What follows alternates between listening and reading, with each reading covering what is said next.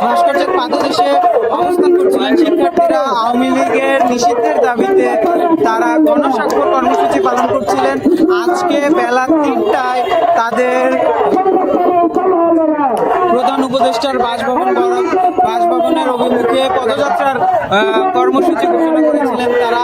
সেই কর্মসূচি যখন ঢাকা বিশ্ববিদ্যালয় থেকে বেরিয়ে এই শাহবাগ থানার সামনে আসে, আমরা দেখছি এখানে কিন্তু পুলিশ সদস্যরা তাদের বাধা দিয়েছেন, ব্যারিকেড দিয়ে তাদের যে যাওয়ার রাস্তা সেটি বন্ধ করে দিয়েছেন, তাদের যেতে দিচ্ছে না। গত 5ই আগস্ট আওয়ামী লীগ সরকারের পতনের পরে কিন্তু বিভিন্ন মহল থেকে বিভিন্ন সময় আওয়ামী লীগকে নিষিদ্ধের দাবি করে আসছিল বিভিন্ন সংগঠন। সেই দাবির প্রেক্ষাপটে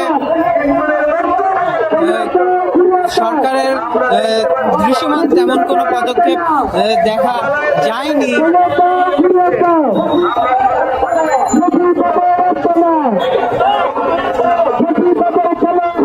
আমরা দেখছি এখানে যারা আন্দোলন যারা মিছিল নিয়ে এসেছেন তারা পুলিশের ব্যারিকেড ভাঙার চেষ্টা করছেন, যদিও তারা সংখ্যায়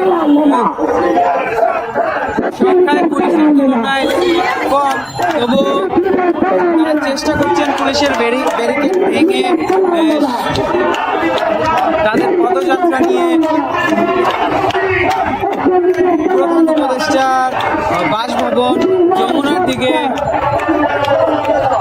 যাত্রা করার। আমরা দেখছি শাহবাগ থানা কিন্তু এই মুহূর্তে তাদের এখানে আটকে দিয়েছে। শাহবাগ থানার ঠিক সামনেই তাদের আটকে দিয়েছে, তাদের সামনে যেতে দিচ্ছে না। শাহবাগে কিন্তু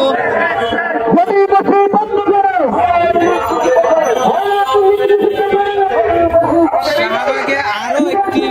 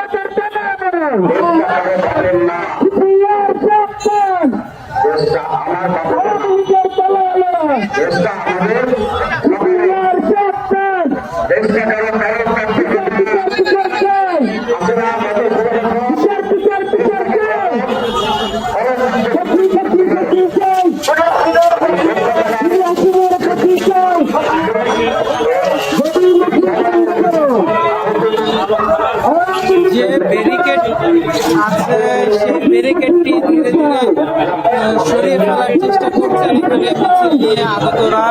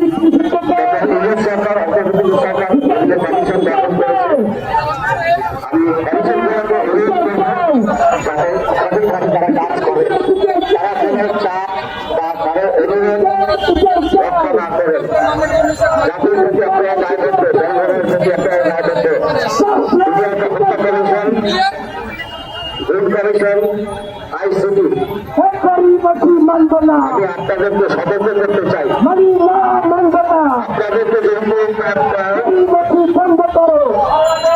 ছাড় দেওয়ার জন্য ছাড় দেওয়ার জন্য অনুরোধ করে আপনারা তাদের সামনে তার নাম প্রকাশ করে দেবেন। যদি তাই না পারেন আমাকে ডাকবেন, আমাকে আমি পাকিস্তান থেকে কাজ করবো, কমিশনগুলোকে কাজ করতে হবে। কিছুদিন আগে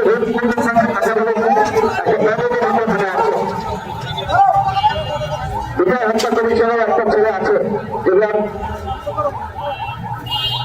প্রধান হলো আর বিদেশ কালে করা কিভাবে করতে পারি না।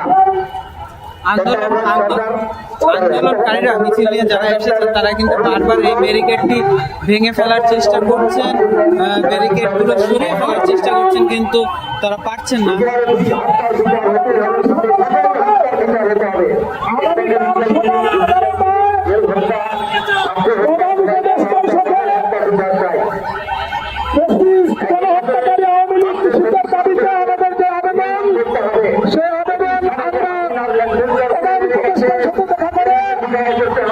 হস্তান্তর করবো এমনকি দ্রুত সময়ের মধ্যে আওয়ামী লীগের বিচার করে নিষিদ্ধ করার রায় যেন আসে সে পদক্ষেপ নেন, সে বিষয়ে আলোচনা হবে। তাদেরকে প্রশাসন থেকে ডিসি মামলা মাসুদ সাহেব প্রধান উপদেষ্টার কার্যালয়ের সাথে যোগাযোগ করে আশ্বস্ত করেছেন আগামীকাল বেলা 11টায় আমরা আমাদের দাবি দাবা নিয়ে প্রধান উপদেষ্টা ডক্টর মোহাম্মদ ইউনূস সাহেবের সাথে দেখা করতে যাবো ইনশাআল্লাহ। এখন আপনাদের সাথে কথা বলবেন জাতীয় বিজ্ঞান পরিষদের রাজনৈতিক প্রধান জনাব আনিসুর রহমান। বিসমিল্লাহির রহমানির রহিম। আপনারা জানেন গত 5ই আগস্ট খুনি হাসিনার পতনের পর বাংলাদেশে আজকে প্রায় 7 মাস অতিবাহিত হয়ে গেছে, কিন্তু সেই ফ্যাসিস্ট রাজনৈতিক দল আওয়ামী লীগ এবং তার দোসর 14 দল এবং জাতীয় পার্টি এখনো পর্যন্ত নিষিদ্ধ হয়নি এবং তাদের বিচার নিশ্চিত করা হয়নি। আমরা ইতিপূর্বে দেখেছি সিরিয়ার পতনের, আসাদ সরকারের পতনের পর প্রায় 7-8 জন হচ্ছে ফাঁসি হয়েছে। আমরা দেখেছি জার্মানির নাৎসি বাহিনীর পরাজয়ের পর সেই নাৎসি বাহিনীকে সেখানে নিষিদ্ধ করা হয়েছে, কিন্তু বর্তমান অন্তর্বর্তী সরকার তারা হচ্ছে জুলাই গণঅভ্যুত্থানে প্রায় 2000 এবং 50,000 আহত ভাইদের রক্তের সাথে বেইমানি করে